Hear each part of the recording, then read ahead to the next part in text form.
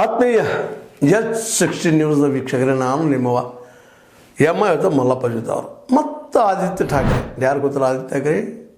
ಉದ್ಧವ್ ಠಾಕ್ರೆ ಅವ್ರ ಮಗ. ಉದ್ಧವ್ ಠಾಕ್ರೆ ಅವರು ಬಾಳ ಠಾಕ್ರೆ ಅವ್ರ ಮಗ. ಈಗ ಅಲ್ಲಿ ಬಾಳ ಠಾಕ್ರೆ ಅವ್ರ ಮಗ ಆದಂಥ ಈ ಉದ್ಧವ್ ಠಾಕ್ರೆ ಅವ್ರಿಗೆ ರಾಜಕೀಯ ಅಸ್ಥಿರತೆ ಕಾಡ್ಲಿಕ್ಕತ್ತದ. ತಪ್ಪು ಮಾಡಿದ್ನೇನು, ನಾನು ಕಾಂಗ್ರೆಸ್ ಜೊತೆಗೆ ಹೋಗಿ ಇಂಡಿಯಾ ಜೊತೆ ಕೂಡ್ಕೊಂಡು ತಪ್ಪು ಮಾಡಿದ್ದೀನಿ ಅನ್ನೋದು ಎಲ್ಲ ಭಾವಗಳು ಮೂಡ್ತಾ ಇದ್ದ. ಯಾಕಂದರೆ ಮೂಲತಃ ಠಾಕ್ರೆ ಅವರು, ಬಾಳಾ ಸಾಹೇಬ್ ಠಾಕ್ರೆ ಅವರು ಹಿಂದುತ್ವ ನಡ್ಕೊಂಡು, ಮರಾಠಿ ಹತ್ವ ನಡ್ಕೊಂಡು, ಮರಾಠಿ ಮಾನಸ ತಿಳ್ಕೊಂಡು ರಾಜಕೀಯ ಮಾಡಿ ಈ ಒಂದು ಮಹಾರಾಷ್ಟ್ರದಲ್ಲಿ ಬೆಳೆದವರು. ಈಗ ಒಮ್ಮಿಂದೊಮ್ಮೆಲೆ ಅವರನ್ನು ಅಧಿಕಾರದಿಂದ ತೆಗೆದು ಹೊರಗೆ ಹೋಗೋದಂಗೆ ಆಗಿಬಿಟ್ಟದು. ಒಬ್ಬ ಶಿಂದೆ ಅನ್ನೋಂಥ ವ್ಯಕ್ತಿ, ಏಕನಾಥ್ ಶಿಂದೆ, ಇಡೀ ಶಿವಸೇನೆಯನ್ನು ಹೈಜಾಕ್ ಮಾಡಿ ಹೋಗಿದ್ದರಿಂದಾಗೆ ಇವತ್ತು ಅನಾಥ ಪ್ರಜ್ಞೆ ಕಾಡಲಿಕ್ಕತ್ತದ. ಹೇಗಾದರೂ ರಾಜಕೀಯ ಅಸ್ತಿತ್ವ ಪಡಿಬೇಕಾಗಿದೆ ಅವ್ರಿಗೆ. ಆ ಎಲ್ಲ ಹಿನ್ನೆಲೆಯಲ್ಲಿ ಮತ್ತೊಮ್ಮೆ ಈ ಒಂದು ನಮ್ಮ ಗಡಿ ಬೆಳಗಾವಿ ಬಗ್ಗೆ ಮಾತಾಡಲಿಕ್ಕೆ ಶುರು ಮಾಡಿದ್ದಾರೆ. ಗಡಿಯಲ್ಲಿ ಇರುತ್ತೆ ಬೆಳಗಾವಿ, ಇದು ನಮ್ಮದು ಜಹಾಜ್ ಪಾಯಸೆ ಅನ್ನುವಂಥ ಮಾತು ಮಾತಾಡ್ತಾ ಇವತ್ತು ನಮಗೂ ಬೇಡ್ರಿ ನಿಮಗೂ ಬೇಡ್ರಿ, ಅದು ಕೇಂದ್ರಾಡಳಿತ ಪ್ರದೇಶ ಮಾಡಿರಿ ಅಂತ ಹೇಳ್ತಾ ಇದ್ದಾರೆ ಆದಿತ್ಯ ಠಾಕ್ರೆ ಅವರು. ಕೇಂದ್ರಾಡಳಿತ ಒಂದು ಸಿಟಿ ಮಾಡಿರಿ, ಅಲ್ಲೇ ಹರಿಯಾಣದಲ್ಲೇ ಚಂಡೀಗಢ ಮಾಡಿದಂಗೆ ಮಾಡಿರಿ ಅಂತ ಹೇಳ್ತಾ ಇದ್ದಾರೆ. ಇದು ಸಾಧ್ಯನಾ? ಒಪ್ಪುವಂಥ ಮಾತಾ? ಯಾಕಂದ್ರೆ ಈಗಾಗಲೇ ಮೊದಲೊಂದು 6 ದಿನ ಆರಿಸಿ ಬರ್ತಿದ್ರು MESದವರು. ಇಲ್ಲಿಯ ಮರಾಠಿಗರು ಕನ್ನಡಿಗರ ಜೊತೆ ಹೊಂದಾಣಿಕೆ ಮಾಡ್ಕೊಂಡಿದ್ದಾರೆ. ಇವ್ರಿಗೆ ಎಲ್ಲಿ ಡಿಕ್ಟೇಟರ್ ಕಾಯ್ತೋ ಏನು ಕಾಯ್ತೋ ಗೊತ್ತಿಲ್ಲ ನನಗೆ. ಅವ್ರು ಮಾತಾಡಿ ನೋಡ್ರೆ ಮರಾಠಿ ಮೇಲೆ ದಬ್ಬಾಳಿಕೆ ಆಗ್ತದೆ. ಯಾವ ಮರಾಠಿಗಳ ಮೇಲೆ ದಬ್ಬಾಳಿಕೆ ಆಗಿದ್ರಿ? MES ಅವ್ರಿಗೆ ಆಗಿರ್ಬೋದು. ಯಾಕಂದರೆ ಕಪ್ಪು ಪಟ್ಟಿ ಕಟ್ಕೊಂಡು ಸ್ಟ್ರೈಕ್ ಮಾಡಿದ್ನಿ, ಕಾಲಾಜಿನಂದು ಕರೆದ್ನಿ, ಇದಕ್ಕೆ ಈ ವಿಧಾನಸೌಧ ಅಧಿವೇಶನಕ್ಕೆ ವಿರೋಧ ಮಾಡಿದ್ನಿ, ಇಂಥವೆಲ್ಲ ಮಾಡೋದ್ರಿಂದಾಗಿ ಅನಿವಾರ್ಯವಾಗಿ ಕೆಲವರು ಸರ್ಕಾರ ಕ್ರಮಗಳನ್ನು ತೆಗೆದುಕೋಬೇಕಾಗ್ತದೆ. ಹಂಗಂತೇಳಿ ಯಾರನ್ನು ಬಡಿದಾಗಲಿ ಅಥವಾ ಹೊಡಿದಾಗಲಿ ಮತ್ತೊಂದು ಹಿಂಸಾತ್ಮಕ ಕೃತ್ಯಗಳನ್ನು ಮಾಡಿಲ್ಲ ಅಂತ ಮರಾಠಿಗರು ಸಹಿತ ಒಪ್ಕೊಳ್ತಾರೆ. ಅದನ್ನು ಇವತ್ತು ಪ್ರಶ್ನೆ ಮಾಡಿದಾಗ ಸಿದ್ದರಾಮಯ್ಯನವರು ಹೇಳಿಬಿಟ್ರು ನಿನ್ನೆ. ಅಂದ ಮುಗಿದಿದ್ರಿ ಅದು ಮಹಾಜನ ವರದಿ ಕೊಟ್ಟೋಗಿಬಿಟ್ಟದು. ಅವರೇ ಹೇಳಿದಂಥದ್ದು ಅದು. ಇನ್ನೇನು ಚರ್ಚೆ ಮಾಡ್ತಾರೆ ಅದನ್ನು? ಕೇಂದ್ರಾಡಳಿತ ಪ್ರದೇಶ ಮಾಡೋಕ್ಕೆ ಸಾಧ್ಯನೇ ಇಲ್ಲ ಅಂತೇಳಿ ಮಾತನ್ನು ಸ್ಪಷ್ಟವಾಗಿ ಹೇಳಿಬಿಟ್ಟಿದ್ದಾರೆ. ಅದು ಸಾಧ್ಯನೇ ಇಲ್ಲ. ಇವತ್ತು ನೋಡಿರಿ, ಮುಂಬೈ ಅಥವಾ ಬಾಂಬೆ ಅಂತ ನಾವು ಒಂದು ಕಾಲಕ್ಕೆ ಏನು ಕರಿತಿದ್ವಿ, ಅದು ಮುಂಬೈ. ಒಂದು ಕಾಲಕ್ಕೆ ಕನ್ನಡ ಭಾಷೆಯ 3 ಸ್ಥಾನ ಆಗಿತ್ತಲ್ಲಿ. ಕನ್ನಡ ಭಾಷೆ ಇತ್ತಲ್ಲ ಆಡಳಿತ ಭಾಷೆ. ಇಂಗ್ಲೀಷಲ್ಲಿ ಬರೋಕ್ಕಿಂತ ಪೂರ್ವದಲ್ಲ ಪೋರ್ಚುಗೀಸರು ಬಂದರು. ಪೋರ್ಚುಗೀಸ್ ಭಾಷೆ ಮತ್ತು ಕನ್ನಡ ಭಾಷೆ ಅಲ್ಲೇ ಭಾಷೆ ಆಗಿದ್ವು. ಇವತ್ತು ಕನ್ನಡ ಅಲ್ಲಿಲ್ಲ. ಆದರೆ ಇತಿಹಾಸದಲ್ಲೇ ಕನ್ನಡ ಭಾಷೆ ಅಲ್ಲಿ ಇತ್ತು ಅನ್ನೋದು ಸಾಕ್ಷಿಗಳಿದ್ದಾವೆ. ಹಾಗಂತ ಹೇಳೋದು ನಾವು ಮುಂಬೈ ಕೇಳಲಿಕ್ಕೆ ಆಗ್ತದನ? ಅದು ಕೇಂದ್ರಾಡಳಿತ ಪ್ರದೇಶ ಮಾಡಲಿ ಅಂತ ಹೇಳಲಿಕ್ಕೆ ಆಗ್ತಾನ? ಗುಜರಾತಿಗಳ ಸಹಿತ ಸಾಕಷ್ಟಲ್ಲೇ ಇವತ್ತಿಗೂ ಗುಜರಾತಿಗಳದ್ದು ಅಲ್ಲಿ ಡಾಮಿನೆನ್ಸ್ ಅದ. ಆ ಗುಜರಾತಿಗಳು ಕೇಳಬೇಕಾಗ್ತದನ? ಇದು ಕೇಂದ್ರಾಡಳಿತ ಮತ್ತು ಕೇಳಿದ್ರು ಅವ್ರಿಂದ ಗುಜರಾತಿಗಳು ಎಲ್ಲ ಇದು ಕೇಂದ್ರಾಡಳಿತ ಮಾಡಿರಿ ಮುಂಬೈಯನ್ನು. ಅವತ್ತು ಒಬ್ಬೊಬ್ಬಾಗಿತ್ತು ಇವರ ಅಜ್ಜ ಬಾಳಾ ಸಾಹೇಬ್ ಠಾಕ್ರೆ ಅವರು. ಯಾಕಂದ್ರೆ ಬಾಳಾ ಸಾಹೇಬ್ ಠಾಕ್ರೆ ಆ ಮೊಮೆಂಟ್ದಲ್ಲೇ ಮುಂಚೂಣಿಯಲ್ಲಿದ್ದಂಥವ್ರು. ಅವ್ರ ತಂದೆ ಅವತ್ತಿನ ದಿನಗಳಲ್ಲಿ ಗುಜರಾತಿಗಳನ್ನು ಮಹಾರಾಷ್ಟ್ರದ ಓಡಿಸ್ಬೇಕಪ್ಪ ಅಂತೇಳಿ ಅಂದವರು. ಅದೇ ಕಾಲಕ್ಕೆ ಗುಜರಾತಕ್ಕೆ ಮುಂಬೈಯನ್ನು ಬಿಟ್ಟು ಕೊಡೋದು ಗುಜರಾತಿಗಳು ಬೆನ್ನು ಹತ್ತಿದವರು. ಯಾಕಂದ್ರೆ ಇವತ್ತು ವ್ಯಾಪಾರಿಗರೆಲ್ಲ ಮುಂಬೈದಲ್ಲೇ ಗುಜರಾತಿಗಳೇ ಇದ್ದಾರೆ. ಗುಜರಾತಿಗಳ ಕೈಯಲ್ಲೇ ಮಾರ್ಕೆಟ್ ಅದ. ಇವತ್ತು ಕಾರ್ಪೊರೇಟ್ಗಳಿಗೆ ಯಾರವರೆಲ್ಲ ಹೆಚ್ಚು ಕಡಿಮೆ ಒಂದು 200 ಕಾರ್ಪೊರೇಟ್ಗಳು ಗುಜರಾತ್ದವ್ರು ಇದಾರಲ್ಲ. ಹಾಗಾದ್ರೆ ಗುಜರಾತಿ ಕೇಳಿಗೆ ಬರ್ತದ? ನಮ್ಮ ಕನ್ನಡಿಗರ ಭಾಷೆಯಲ್ಲಿ ಇತ್ತು ನಮ್ಮ ಕನ್ನಡಕ್ಕೆ ಕೊಡೋದು ನಾವು ಕೇಳಿಗೆ ಬರ್ತದನ? ಕಾಲಕ್ಕೆ ತಕ್ಕ ಮುಗಿದು ಬಿಡ್ತವ್ರಿ. ಇವತ್ತು ನೋಡ್ರಿ, ಬೆಳಗಾವಿ ಈ ಒಂದು ಜಿಲ್ಲೆಯಲ್ಲಿ 6 ಜನ MES ಆರಿಸಿ ಬರ್ತಿದ್ರು ಒಂದು ಕಾಲಕ್ಕೆ. ಅವತ್ತು ಅವ್ರ ಜಹಾಜ್ ಪಾಯಸೆ ಬೇಕು ನಮಗೆ ಬೇಕು ಅಂದರು. ಕಾಲಾಂತರದಲ್ಲೇ MES ಅವ್ರು ಒಬ್ಬರು ಆರಿಸಿ ಬರ್ತಾ ಇಲ್ಲರಿ ಇವತ್ತು. ಅದ್ರ ಇದ್ರ ಅರ್ಥೇನು? ಈಗ ವೋಟ್ ಹಾಕ್ಬೇಡಂತ ಇದ್ದಾರೆ ಕನ್ನಡಿಗರೇ ಅವ್ರಿಗೆ. ಇಲ್ಲ, ಹಾಕ್ಬೇಕಾಗಿತ್ತಲ್ಲ. ಯಾಕೆ ದೂರ ಸರಿದ್ರು? ಗೊತ್ತಾಗಿದ್ರೆ ಇಲ್ಲಿ ನಮ್ಮ ಮರಾಠಿ ಸಹೋದರರಿಗೇನು ನಾವೇನೀಗ ಮಹಾರಾಷ್ಟ್ರಗಳಾದ್ರೆ ಸ್ವರ್ಗನ ಕಾಣ್ತೀವ ಅಥವಾ ಇಂದ್ರನ ಸ್ವರ್ಗದಲ್ಲಿ ನಾವು ಹೋಗ್ತೀವ, ಒಳ್ಳೆಯ ಜೀವನ ಆಗ್ತದನ ಅಂತ ಅವ್ರಿಗೂ ಅನ್ನಿಸ್ಲಿಕ್ಕೆ ಇಲ್ಲ. ಎಲ್ಲ ಕಡೆ ಒಂದದ. ಮಹಾರಾಷ್ಟ್ರ ಆಗಲಿ ಕರ್ನಾಟಕ ಆಗಲಿ ಒಂದಿಷ್ಟು ಹೆಚ್ಚು ಕಡಿಮೆ ಆರ್ಥಿಕವಾಗಿ ಒಂದೇ ರೀತಿ ಇದ್ದಾರೆ, ಒಂದೇ ರೀತಿ ನಂಬಿಕೆಗಳಿದ್ದಾವೆ, ಒಂದೇ ರೀತಿ ಸಂಸ್ಕೃತಿಗಳಿದ್ದಾವೆ. ಸಾಂಸ್ಕೃತಿಕವಾಗಿ ಈ ಕಾರ್ಯಕ್ರಮ ಒಂದು ಮರಾಠಿ ಕನ್ನಡದಾದರೂ ಅಲ್ಲಿ ಹೋಲಿಕೆಗಳಿರ್ತಾವೆ. ಅನೇಕ ಮರಾಠಿ ಹೆಣ್ಮಕ್ಕಳು ಇಲ್ಲೇ ಕನ್ನಡಿಗರ ಮದುವೆ ಆಗಿದ್ದಾರೆ, ಕನ್ನಡಿಗ ಹೆಣ್ಮಕ್ಕಳು ಮರಾಠಿಗರನ್ನಾಗಿದ್ದಾರೆ. ಒಂದು ಸಂಬಂಧಗಳು ಬೆಳೆದಿರುತ್ತೆ. ಕನ್ನಡ ಮತ್ತು ಮರಾಠಿಯಲ್ಲಿ ಒಂದು ಆತ್ಮೀಯತೆ ಬೆಳೆದದ. ಅದಕ್ಕಾಗಿ ಅವರು ವಿಚಾರ ಮಾಡೋದು ಬಿಟ್ಬಿಟ್ಟಿದ್ದಾರೆ. ಯಾರನ್ನೂ ಹತ್ತಿಕ್ಕಿಲ್ಲ. ಒಂದು ಡಾಕ್ಯುಮೆಂಟ್ಸ್ ತೋರಿಸ್ರಿ. ಇವರ MES ಅವ್ರು ಇರ್ತಾರೆ, ಒಂದು 100-200 ಮಂದಿ ಇರ್ತಾರೆ. ಕಪ್ಪು ಪಟ್ಟಿ ಕಟ್ಕೊಂಡು ಬರ್ತಾರೆ, ಸ್ಟ್ರೈಕ್ ಮಾಡ್ತಾರೆ. 7 ಲಕ್ಷ ಮಂದಿ ಬರ್ತಾರೆ. ಬೆಳಗಾವಿಯಲ್ಲಿ ಇತ್ತೀಚೆಗೆ ನೋಡ್ರಿ ನೀವು ಇವತ್ತಿನ ಇವೆಲ್ಲ ತೆಗೆದು ನೀವು ಆ ಫುಟೇಜಸ್ ನೋಡಿ ನಿಮ್ಗೆ ಕಂಡು ಬರ್ತದೆ. ಜನರಿಗೆ ಏನು ಬೇಕಾಗಿಲ್ಲ, ಅವ್ರಿಗೆ ಬದುಕೋದು ಕಷ್ಟ ಇದ್ರಿ.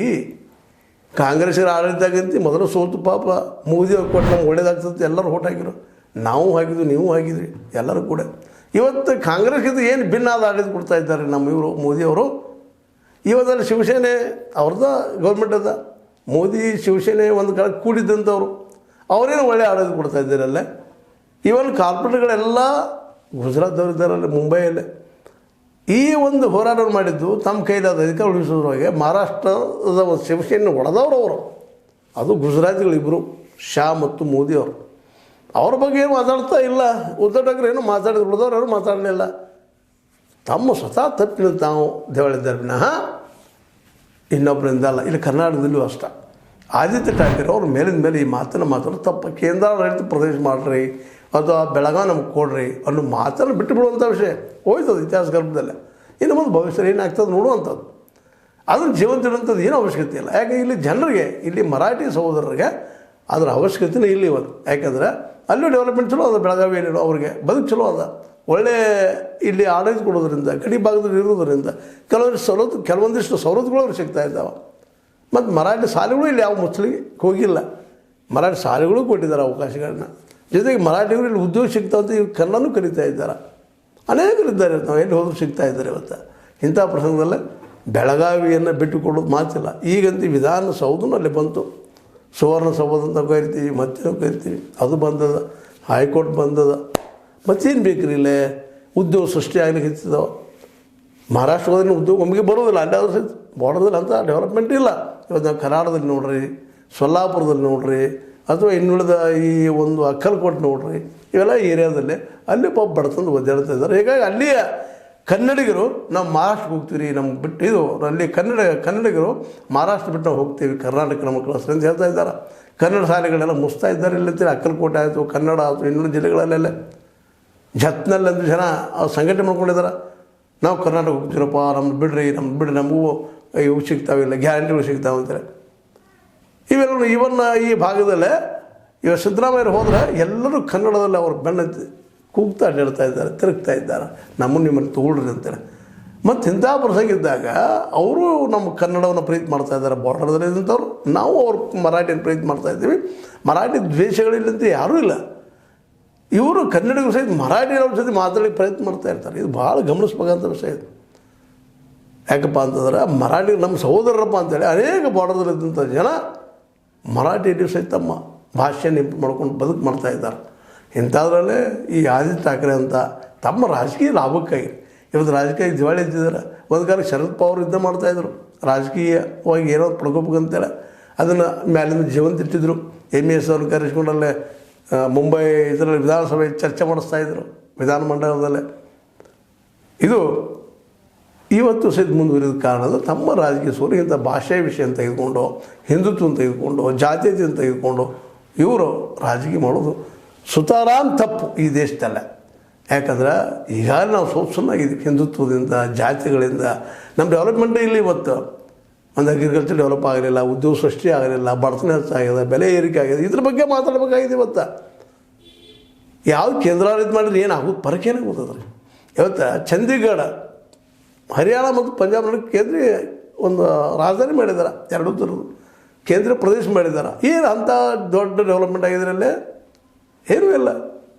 ಪಂಜಾಬ್ ಹರಿಯಾಣ ಅಂತ ಮುಂದುವರೆದ ರಾಜ್ಯಗಳಿದ್ದಾವೆ, ಒಳ್ಳೆಯ ಅಲ್ಲೇ ರೈತರು ಶ್ರೀಮಂತರಿದ್ದಾರೆ, ಇಲ್ಲಂತಲ್ಲ, ಒಳ್ಳೆಯ ಇಂಡಸ್ಟ್ರಿಗಳು ಬೆಳೆದಿದ್ದಾವೆ.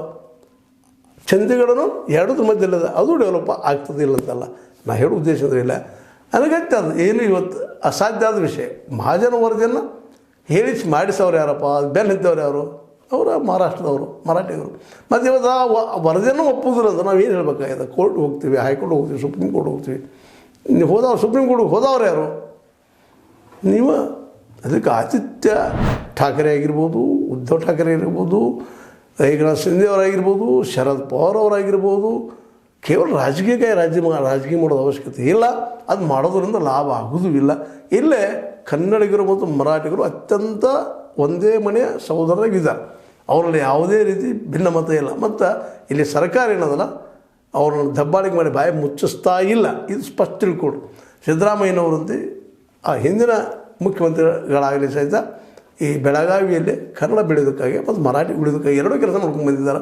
ಹೀಗಾಗಿ ಇವತ್ತಿಗೂ ಬೆಳಗಾವಿಯಲ್ಲಿ ಮರಾಠಿ ಕನ್ನಡ ಶಾಲೆಗಳು ಅಷ್ಟು ಅದಾವ. ಮರಾಠಿ ಪೆರಿಯರು ಮರಾಠಿ ಶಾಲೆಗೆ ಹೋಗ್ತಾರೆ, ಕನ್ನಡದ ಕಲಿತಾರೆ. ಉದ್ಯೋಗಗಳು ಎಲ್ಲರೂ ಅಷ್ಟು ಸರಿಸಮಾನವಾಗಿ ಸಿಗ್ತಾ ಇದ್ದಾವೆ. ಇವತ್ತು ಬಾಜಿ ಮಾರ್ಕೆಟ್ಗೆ ಹೋದ್ರೆ, ಇವತ್ತು ಕಾಯಿಪಲ್ಲೆ ಮಾರ್ಕೆಟ್ಗೆ ಹೋದ್ರೆ ಬೆಳಗಾವಿಯಲ್ಲಿ ಮರಾಠಿ ಕನ್ನಡ ಎಷ್ಟು ಸುಂದರವಾಗಿ ಮಾತಾಡ್ತಿರ್ತಾರೆ. ಸುತ್ತಮುತ್ತ ಜನ ಖಾನಾಪುರ ಆಗಿರ್ಬೋದು, ಕಿತ್ತೂರು ಆಗಿರ್ಬೋದು, ಅದರ ಒಳಗಿನ ಅನೇಕ ಪ್ರದೇಶಗಳಾಗಿರ್ಬೋದು, ಬಾರ್ಡರ್ ಮೇಲೆ ಚೆನ್ನಾಗಿದೆ ರೀ. ಅದಕ್ಕೆ ಸುಮ್ಮನೆ ಅನಗತ್ಯ ಆದಿತ್ಯ ಠಾಕ್ರೆ ಅಂತ ಹುಡುಗರು ಹುಡುಗರು ಅನ್ಬೇಕಾಗಿದೆ ಅವ್ರಿಗೆ. ಅದಕ್ಕೆ ಸಿ ಎಮ್ ನಮ್ಮ ಸಿದ್ದರಾಮಯ್ಯ ಬಾಲಿಶ ಅಂತ ಸಾನು ಉಳಿದ ಮಾತಾಡ್ತಾನೆ ಬಿಟ್ಟರೆ ಅವಳೇನು ಮಾಡ್ತಾರೆ ಅನ್ನೋ ಮಾತಾಡಿದ್ದಾರೆ ಬೆಳಗಾವಿಯಲ್ಲಿ. ಅದಕ್ಕೆ ಈ ಚರ್ಚೆ ಕೇಂದ್ರಾಡಳಿತ ಪ್ರದೇಶ ಆಗಬೇಕು ಬೆಳಗಾವಿ ಸಂಪೂರ್ಣ ತಪ್ಪು. ಕನ್ನಡಿಗರ ಜೊತೆಗೆ ಇವತ್ತು ನಮ್ಮ ಮರಾಠಿ ಸಹೋದರರು ಹಾಲು ಜೇನು ಬೆರ್ತಂಗೆ ಇದ್ದಾರೆ.